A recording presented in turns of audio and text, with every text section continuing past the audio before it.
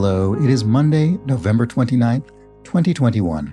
I'm Chris Remo, and welcome back to my New York Times Crossword Daily Solve. Actually, I have a confession to make. It is not Monday the 29th when I'm recording this. It is, in fact, Sunday the 28th. It is late at night, and the New York Times crossword comes out a little bit earlier on the Sunday and Monday crosswords both release earlier. And so where I am in the UK, I'm able to actually get access to those in the evening before their release, which I'm not usually able to do like I could back when I lived on the West Coast of the United States. And I'm still up because I just recorded a very long recording of a New York Times cryptic crossword, which is the first time I've ever solved a cryptic from the New York Times, and only one of a handful of times I've solved any cryptic crossword. So that is either up on the channel now. It's almost an hour and a half long, so I apologize, or it will be soon. But if you are interested in cryptic crosswords and you'd like an introduction, one of the reasons it took so long is because I really broke down the answers in much greater detail than I would with a regular crossword, in part because I do so many regular crosswords, it would be untenable to explain them all that thoroughly, but also because there's less to explain. In a traditional New York Times crossword, the definitions are pretty much what you see is what you get. There's some misdirection and some wordplay sometimes, but in a cryptic, they are very arcane and convoluted at times. And so I really talked through them in great length. And you should check that out on the channel if you're interested in learning more about cryptic crosswords or even what they are. I guess I should have maybe given a bit more explanation of that. Anyway, it's up on the channel. Please do let me know what you think of it and if you'd like me to solve more cryptics. But today, of course, I will be solving a regular crossword. And I just realized I didn't pick out the responses to yesterday's puzzle, but I can get those on my phone, actually, if I sort of hold on a sec. In any case, yes, here are a few. So, Laura Sexton says, my original crossword mentor, my mother, taught me that R-O-U-E was pronounced Roué. There's probably a missing accent on the E. So this was, yes, Roué. I said Roux, and then I said, oh, maybe it's Roué. And I wasn't really sure, but it is indeed Roué, R-O-U-E, with an accent over the E. And that refers to I think the clue in the crossword was libertine or libertines. And so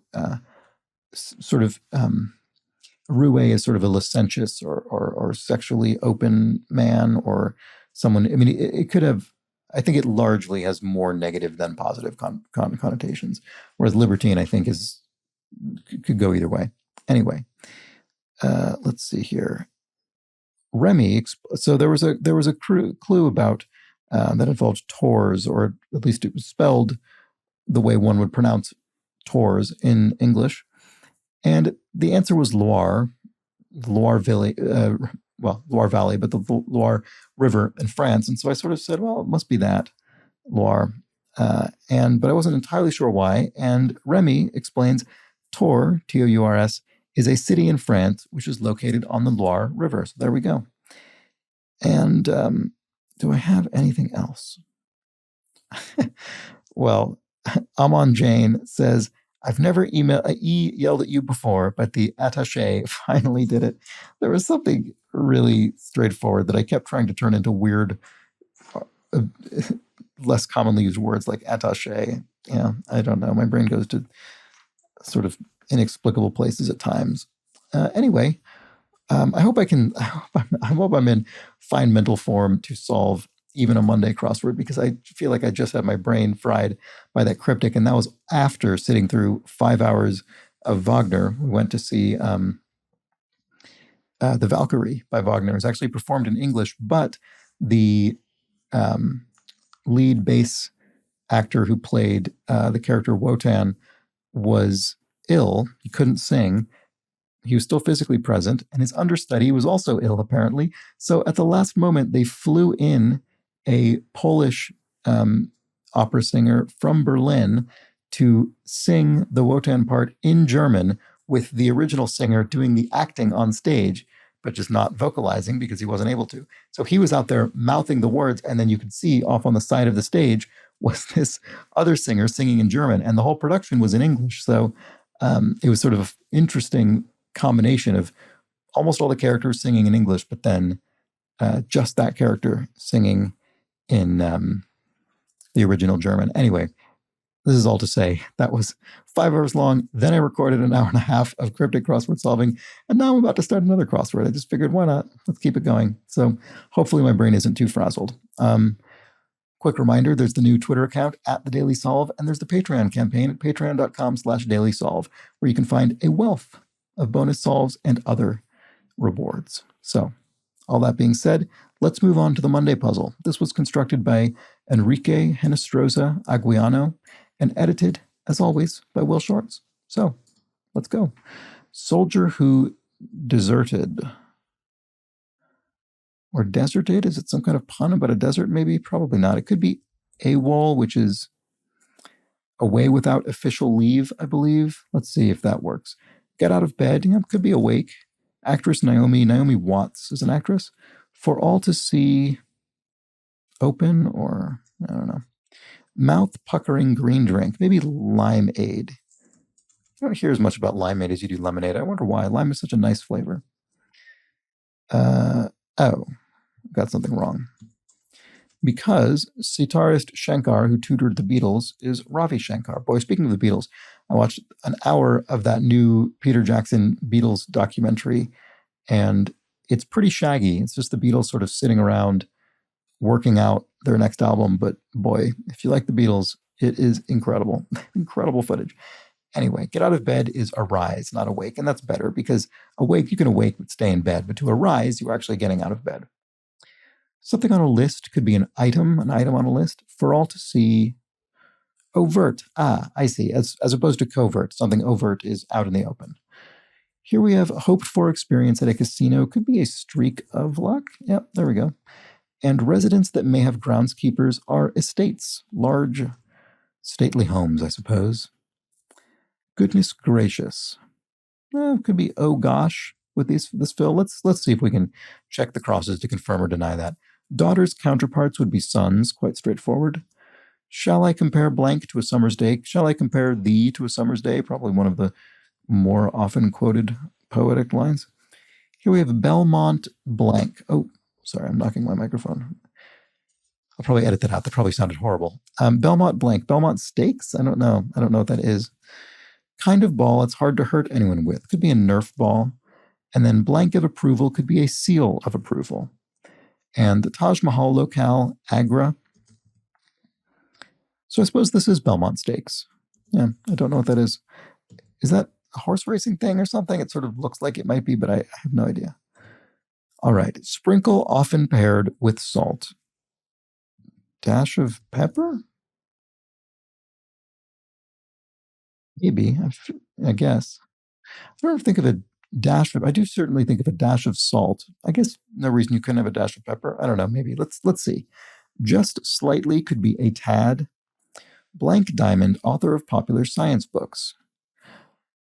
Jared Diamond? See Guns, Germs, and Steel? And then a big name in smoothies. I think an American smoothie chain, Jamba Juice. And blank, Michigan. So one thing to remember about, I don't know why this is exactly, but certain types of words, among them American states, can be abbreviated without indicating that the answer need also be abbreviated.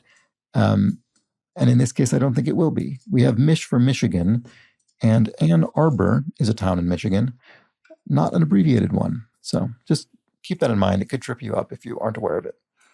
All right, a sphere of influence could be a remit maybe, but let's check the crosses.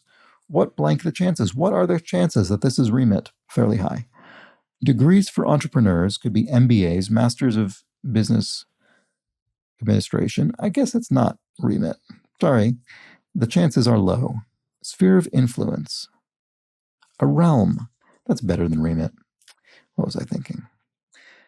Okay, a fashion designer's purchase. A bolt of cotton or yarn? Bolt of yarn, right? Or silk or fabric? Bolt of fabric? Yeah, okay. Maybe it's bolt of fabric. Let's check the crosses. Harmless could be benign. Motley as a crew.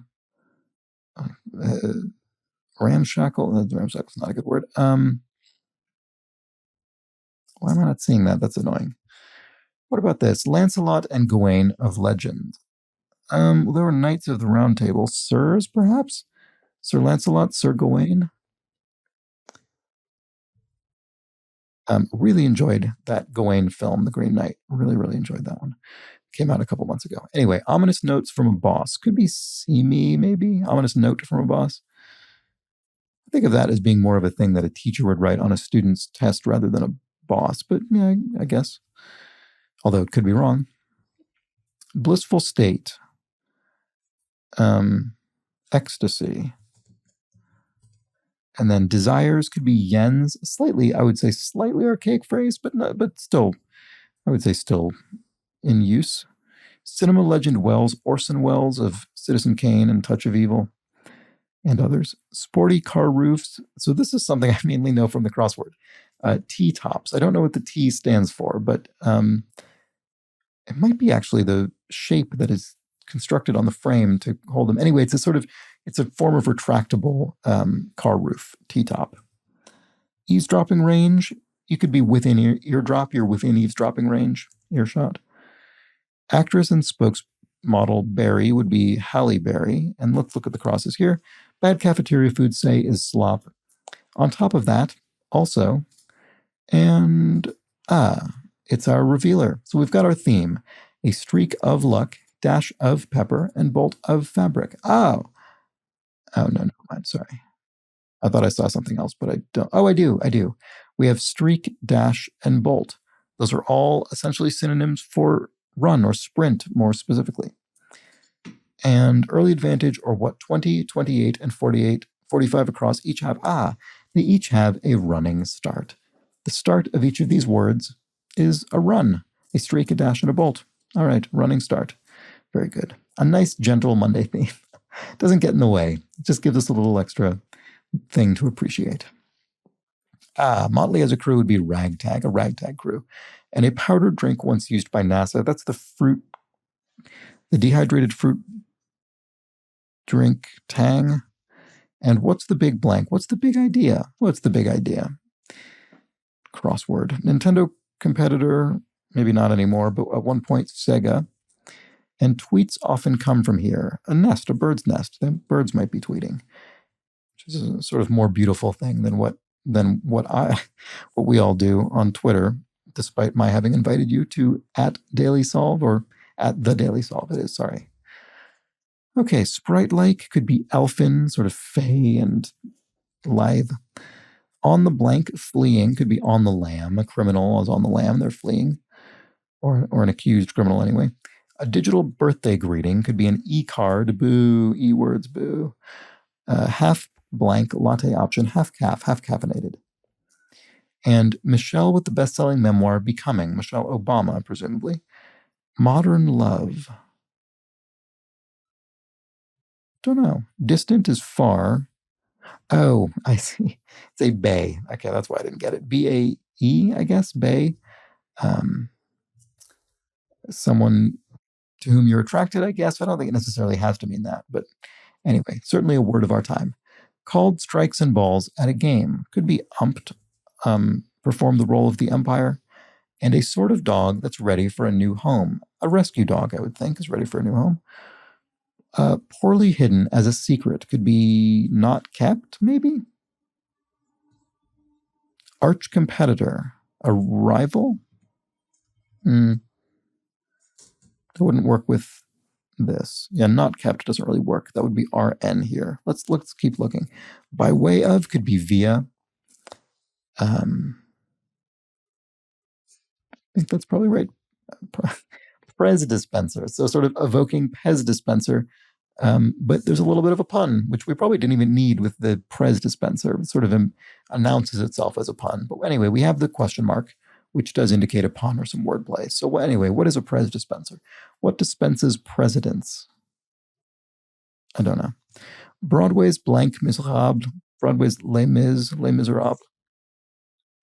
Closes with a bang, as a door could be slams. Slams a door, you close it with a bang. Upper crust could be the elite of an organization or society or something. Oh, I see. Pres dispenser, an ATM, an automated teller machine, or a cash point, you'd call it here in the UK, dispenses banknotes with presidents' faces on them. A Pres dispenser. That's pretty clever. I've not seen that one before. Oh, so an arch competitor is indeed a rival. And then, poorly hidden is secret, ill kept, not kept. That's better. Ill kept is a phrase that is actually said. All right. OT cereal could be muesli cereal. Broke the silence in a way, spoke. Have you noticed how everyone now breaks their silence when they speak? It's as though everyone on the planet is in a perpetual vow of silence that we break every time we speak. I don't understand all these headlines about some person or another breaking their silence. They're not breaking their silence. They're just saying something. Did they really have do they have holy orders that forbid them from speaking before, that anytime they say something, their silence has been broken? Anyway, not important at all. It's the sort of thing that preoccupies me for no reason. A pledge drive giveaway, maybe toys. Does that work? I don't think so. I don't think it is. Oh, what did I do? Oh no, I hit some shortcut. Okay, oops. Sorry about that.